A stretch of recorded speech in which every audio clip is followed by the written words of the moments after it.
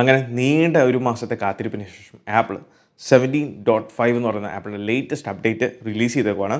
നിലവിൽ iOS 17 supported ആയിട്ടുള്ള എല്ലാ ഡിവൈസുകളിലും, അതായത് iPhone XS മുതൽ iPhone 15 Pro Max വരെയുള്ള എല്ലാ ഡിവൈസുകളിലും നമുക്ക് ഈ ഒരു അപ്ഡേറ്റ് അവൈലബിൾ ആണ്. അപ്പോൾ ഇന്നത്തെ ഈ ഒരു വീഡിയോയിലൂടെ 17.5 അപ്ഡേറ്റിൽ വന്നിരിക്കുന്ന പുതിയ ഫീച്ചേഴ്സ്, ചേഞ്ചസ്, ബഗ് ഫിക്സസും അതോടൊപ്പം തന്നെ നമ്മുടെ പെർഫോമൻസ്, ബാറ്ററി, ഇങ്ങനെയുള്ള സകല ഡീറ്റെയിൽസാണ് നമ്മൾ ഡിസ്കസ് ചെയ്യുന്നത്. So this is me Milan and welcome back. അപ്പോൾ ആദ്യം തന്നെ ഈ ഒരു അപ്ഡേറ്റിൻ്റെ സൈസിൽ നിന്ന് തുടങ്ങാം. 17.5 അപ്ഡേറ്റ് 15 പ്രോയിൽ വന്നേക്കുന്ന സൈസ് എന്ന് പറയുന്നത് ഏകദേശം 1.5 GB ആണ്. അപ്പം ഡിപ്പെൻഡിങ് ഓൺ നമ്മുടെ ഡിവൈസുകളനുസരിച്ചും മോഡലുകളനുസരിച്ചും ഈ ഒരു അപ്ഡേറ്റ് സൈസിൽ വ്യത്യാസം വരും. അതോടൊപ്പം പ്രീവിയസ്ലി നിങ്ങൾ ഏതെങ്കിലും അപ്ഡേറ്റ് സ്കിപ്പ് ചെയ്തിട്ടുണ്ട്, അതായത് അപ്ഡേറ്റ് ചെയ്തിട്ടില്ല എന്നുണ്ടെങ്കിൽ അതും കൂടെ ആഡ് ഓൺ ചേർത്തിട്ടായിരിക്കും വരുന്നത്. അതുകൊണ്ട് സൈസ് വേരി ചെയ്യും. 2 വേർഷൻ നമ്പറാണ് 21F79 എന്നുള്ളതാണ്. അതോടൊപ്പം എല്ലാ ഡിവൈസുകളുടെയും modem firmware, network modem firmware update ആയിട്ടുണ്ട്. ഇനി ഈ ഒരു അപ്ഡേറ്റിൻ്റെ പുതിയ ഫീച്ചേഴ്സ് ആൻഡ് ചേഞ്ചസിലേക്ക് വരുമ്പോൾ ആദ്യം തന്നെ നിങ്ങൾ ഈ കാണുന്ന വെൽക്കം സ്ക്രീൻ UI ആണ്. ഞാൻ ഈ ഒരു അപ്ഡേറ്റ് ചെയ്തത് iTunes ഉപയോഗിച്ചാണ് അപ്ഡേറ്റ് ചെയ്തത്, ഇതുപോലുള്ള മേജർ അപ്ഡേറ്റ്. സോ നിങ്ങൾക്ക് ലാപ്പോ കമ്പ്യൂട്ടർ ഉള്ളവരാണെങ്കിൽ അത് ഉപയോഗിച്ച് ചെയ്യുക. ആൻഡ് അപ്ഡേറ്റ് എങ്ങനെയാണ് iTunes ഉപയോഗിച്ച് ചെയ്യേണ്ടതെന്നുള്ള വിശദമായിട്ടുള്ള സ്റ്റെപ്പ് ബൈ സ്റ്റെപ്പ് വീഡിയോ ഞാൻ ഓൾറെഡി വീഡിയോ ചെയ്തിട്ടുണ്ട്. താഴെ ഡിസ്ക്രിപ്ഷനിൽ ഞാൻ ലിങ്ക് ചെയ്തേക്കാം, അവിടെ നിങ്ങൾക്ക് കാണാവുന്നതാണ്. സോ ഈ ഒരു അപ്ഡേറ്റ് iTunes ഉപയോഗിച്ച് ചെയ്തുകൊണ്ട് തന്നെ ഈ ഒരു വെൽക്കം സ്ക്രീൻ എനിക്ക് കാണാൻ സാധിച്ചു. ഇനി OT അപ്ഡേറ്റ് ചെയ്തവർക്ക് ഈ ഒരു വെൽക്കം സ്ക്രീൻ നിങ്ങൾ ഡിവൈസ് റീസ്റ്റാർട്ട് ആയി വരുന്ന സമയത്ത് ഉണ്ടോ ഇല്ലയോ എന്നുള്ളത് താഴെ കമൻറ്റ് ബോക്സിൽ കമൻറ്റ് ചെയ്യുക. രണ്ടാമത് ഫൈൻഡ് മെയിലാണ്.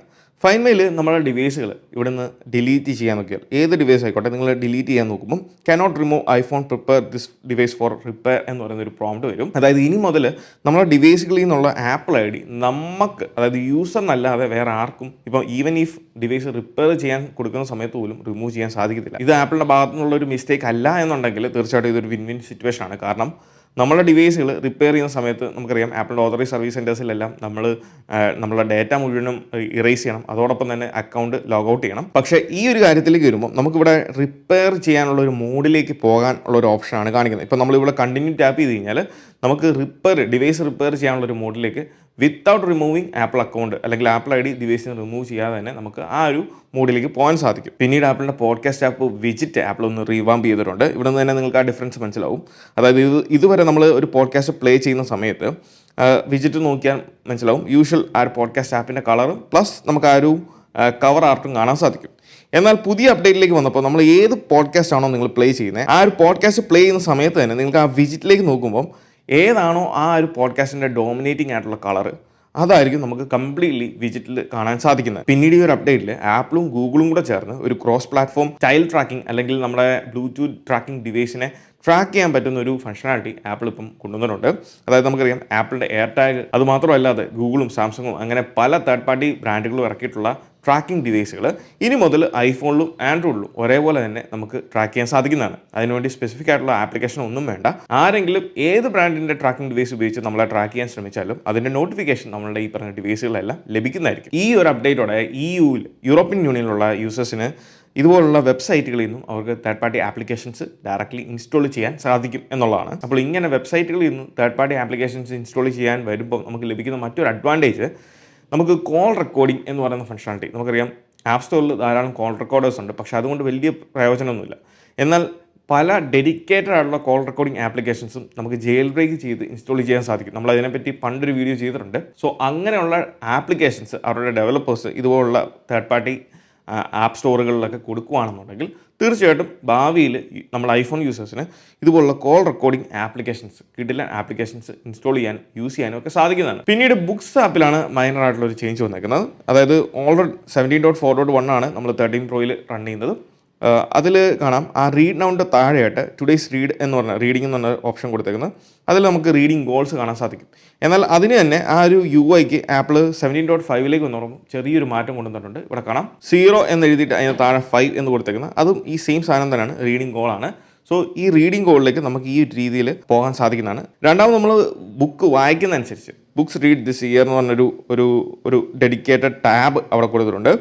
അപ്പോൾ നമുക്ക് അതിൽ ടാപ്പ് ചെയ്യുകയാണെന്നുണ്ടെങ്കിൽ നമ്മൾ ഫിനിഷ് ചെയ്ത ബുക്കുകൾ കാര്യങ്ങളൊക്കെ അവിടെ കാണാൻ സാധിക്കും. ഞാൻ വായിക്കാത്തതുകൊണ്ട് അത് കാണുന്നില്ല, അത്രമാത്രം. ഈ ഒരു അപ്ഡേറ്റിൽ പുതിയ വാൾപേപ്പേഴ്സ് ആപ്പിൾ ആഡ് ചെയ്തിട്ടുണ്ട്. ഇത് വലിയ സംഭവമൊന്നുമല്ല, പക്ഷേ ഈ ഒരു വാൾപേപ്പേഴ്സ് കൊള്ളാം. അതായത് പുതിയ പ്രൈഡ് വാൾപേപ്പേഴ്സാണ്. ഇതിൽ നമുക്ക് 5 കളേഴ്സാണ്, ഡിഫറെൻറ്റ് കളേഴ്സാണ് കൊടുത്തേക്കുന്നത്. ഇതാണ് പുതിയ പ്രൈഡ് വാൾപേപ്പേഴ്സ്. പ്രീവിയസിൽ ഉണ്ടായിരുന്ന 2 പ്രൈഡ് വാൾപേപ്പേഴ്സും നമുക്ക് ഇതിൻ്റെ കൂടെ അവൈലബിൾ ആയിരിക്കും. ഈ ഒരു വാൾപേപ്പേഴ്സിൻ്റെ പ്രത്യേകത ഓരോ തവണയും നമ്മളിത് വീണ്ടും ഓപ്പൺ ചെയ്യുന്ന സമയത്ത് അല്ലാന്നുണ്ടെങ്കിൽ ക്ലോസ് ചെയ്തിട്ട് തിരിച്ച് പോകുന്ന സമയത്ത് ആ ഒരു ആനിമേഷനിൽ വരുന്ന ചേഞ്ച് നിങ്ങൾക്ക് കാണാൻ സാധിക്കും. ഓരോ സമയം ആ ഒരു ടെക്സ്റ്റ് ഇപ്പം നമുക്ക് ഫുൾ റീഡ് ചെയ്യാൻ സാധിക്കും. ഇനി ഇത് പോയിട്ട് തിരിച്ചു വരുമ്പം ഈ ഒരു രീതിയിലായിരിക്കും. അപ്പോൾ ഇങ്ങനെ ആനിമേഷൻസ് ചേഞ്ച് ചെയ്യുന്നുണ്ട്. പിന്നീട് വെതർ വിജിറ്റാണ്. നിങ്ങളൊന്ന് സൂക്ഷിച്ച് നോക്കിയാൽ ആ ഒരു ചേഞ്ച് മനസ്സിലാക്കാൻ സാധിക്കും. ഈ ഒരു റൈറ്റ് സൈഡിലുള്ളത് 17.4.1, ലെഫ്റ്റ് സൈഡിൽ 17.5. സോ ഡിഫോൾട്ട് വെതർ വിജിറ്റാണിത്. അതിൽ കാണാം ആ ഒരു പ്ലേസ് ആൻഡ് അതിൻ്റെ താഴെയുള്ള ആ ഒരു ടെമ്പറേച്ചർ എഴുതിയേക്കുന്നത് വളരെ വലുതാണ് 17.4.1. ഇതിലേക്ക് വരുമ്പം അത് സ്ലിം ആക്കിയിട്ടുണ്ടായി ആ ഒരു ഫോണ്ട് സൈസ്. അതോടൊപ്പം ക്ലൗഡി, അതുപോലെ ഹൈ, ലോ അങ്ങനെയുള്ള കാര്യങ്ങളെല്ലാം തന്നെ ചെറുതാക്കിയിട്ടുണ്ട്, സ്മോൾ ആക്കിയിട്ടുണ്ട്. പ്രൈവസി ആൻഡ് സെക്യൂരിറ്റി ഓപ്ഷനിൽ താഴത്തേക്ക് നമ്മൾ സ്ക്രോൾ ചെയ്യുമ്പോൾ pass key for web browser എന്ന് പറയുന്ന ഈ ഒരു ഓപ്ഷന് നമുക്കിപ്പോൾ ഒരു ഗിഫ് ഐക്കൺ കാണാൻ സാധിക്കുന്നതാണ്. പിന്നീട് വന്ന 2 മാറ്റങ്ങൾ എന്ന് പറയുന്നത് ഡെവലപ്പർ കമ്മ്യൂണിറ്റി അല്ലെങ്കിൽ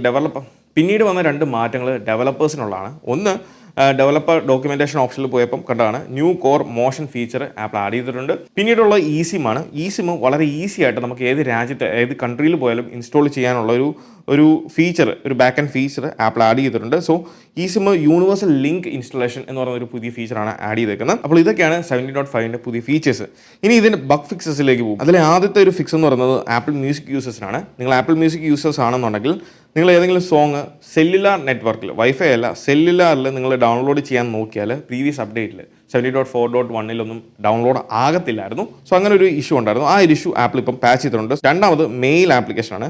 അതായത് നിങ്ങൾ ആപ്പിളിൻ്റെ മെയിൽ ആപ്ലിക്കേഷൻ യൂസ് ചെയ്യുന്നുണ്ടെങ്കിൽ ഈവൻ ദോ ഒരു പുതിയ മെയിൽ വന്ന് നിങ്ങളത് റീഡ് ചെയ്താൽ പോലും അതിൻ്റെ ബാനർ, ആ ഒരു പുതിയ മെയിൽ വന്നതിൻ്റെ ബാനർ റിമൂവ് ആകത്തില്ലായിരുന്നു. അതും ഇപ്പം ആപ്പിൾ പാച്ച് ചെയ്തിട്ടുണ്ട്. പിന്നീട് കഴിഞ്ഞ അപ്ഡേറ്റിലും കുറേയധികം യൂസേഴ്സ് കംപ്ലയിൻറ്റ് ചെയ്തൊരു കാര്യമാണ് ക്യാമറ ആപ്പുമായിട്ട് ബന്ധപ്പെട്ട്. അതായത് നമ്മൾ പോർട്രേറ്റ്സ് അല്ലെങ്കിൽ ഫോട്ടോസ്, വീഡിയോസ് ഒക്കെ എടുക്കുന്ന സമയത്ത് ഡിവൈസ് സ്ലോ ആകുന്നു. എക്സിറ്റ് ചെയ്യുന്ന സമയത്ത് നിങ്ങൾക്ക് അവിടെ ഒരു ലാഗ് കാണാൻ സാധിക്കും. ഇപ്പം നമ്മളിങ്ങനെ എക്സിറ്റ് ചെയ്യുമ്പോൾ ഒരു ലാഗ് ആദ്യം കണ്ടത് അത് ആദ്യമായിട്ട് ആപ്ലിക്കേഷൻ യൂസ് ചെയ്യുന്ന സമയത്താണ്. നമ്മൾ വൺസ് അത് യൂസ് ചെയ്ത് ഇതുപോലെ ഫോട്ടോസ് ചുമ്മാ ഒക്കെ എടുത്തതിന് ശേഷം നമ്മൾ പിന്നെ യൂസ് ചെയ്യുവാണെങ്കിൽ, കണ്ടിന്യൂസ്ലി യൂസ് ചെയ്യുവാണെങ്കിൽ ആ ഒരു ഇഷ്യൂ കാണാൻ സാധിക്കുന്നില്ല. ആൻഡ് ഫൈനലി നമ്മുടെ പെർഫോമൻസ് ആൻഡ് ബാറ്ററി. പെർഫോമൻസിലേക്ക് വരുമ്പോൾ പ്രീവിയസിൽ ഉണ്ടായിരുന്ന 17.4.1 എനിക്ക് ഇത്രയും മണിക്കൂർ, വളരെ കുറച്ച് മണിക്കൂറേ നമ്മൾ യൂസ് ചെയ്ത് തുടങ്ങിയിട്ടുള്ളൂ. എന്നാൽ ഇത്രയും നേരം കൊണ്ട് എനിക്ക് പെർഫോമൻസിൽ എത്ര പ്രോബ്ലംസോ കാര്യങ്ങളോ സ്റ്റട്ടറിങ്ങോ ഒന്നും ഫീൽ ചെയ്തിട്ടില്ല. ഈ പറഞ്ഞ ഈ ക്യാമറ ഫസ്റ്റ് ടൈം ഓപ്പൺ ചെയ്യുമ്പോൾ ഉള്ള ഒരു ഇതല്ലാതെ വേറെ ഒരു പ്രോബ്ലംസോ ഞാൻ ഫേസ് ചെയ്തിട്ടില്ല. രണ്ടാമത് ബാറ്ററിയാണ്. ബാറ്ററിയുടെ കാര്യത്തിലേക്ക് വരുമ്പോഴും നമുക്കിപ്പം ബാറ്ററി സെറ്റിങ്സിലേക്ക് പോകാം. ബാറ്ററി ഹെൽത്ത്, സൈക്കിൾ കൗണ്ട് ഒക്കെ ചെക്ക് ചെയ്യാം. ബാറ്ററി ഹെൽത്ത് നോർമലാണ്. ഇതിനെ കാണാം 95% ആയി. എൻ്റെ സൈക്കിൾ കൗണ്ട് എന്ന് പറയുന്നത് 274 ആണ്. അപ്പോൾ ഇത്രയും നാളും 6 മാസത്തിന് മുകളിലായി യൂസ് ചെയ്യാൻ തുടങ്ങിയിട്ട് ഈ ഒരു ടൈം കൊണ്ട് 95, അത് അത്ര മോശമായിട്ടുള്ള, കാരണം റഫ് യൂസേജാണ് ഞാൻ. ഇപ്പം റഫ് യൂസ് ചെയ്യാത്ത പല ആൾക്കാരുടെയും ബാറ്ററി ഹെൽത്ത് ഡ്രോപ്പ് ആയിട്ടുണ്ട്. അത് നോർമലായിട്ടാണ്. നമ്മൾ ഡിവൈസ് യൂസ് ചെയ്യുന്നതനുസരിച്ച് അത് റഫാണെങ്കിലും അല്ലെങ്കിലും ഞാൻ പറഞ്ഞിട്ടുണ്ട്, ഡീറ്റെയിൽ ആയിട്ട് പറഞ്ഞിട്ടുണ്ട്, ബാറ്ററിയുടെ ആ ഒരു ഡിഗ്രഡേഷൻ സംഭവിക്കും.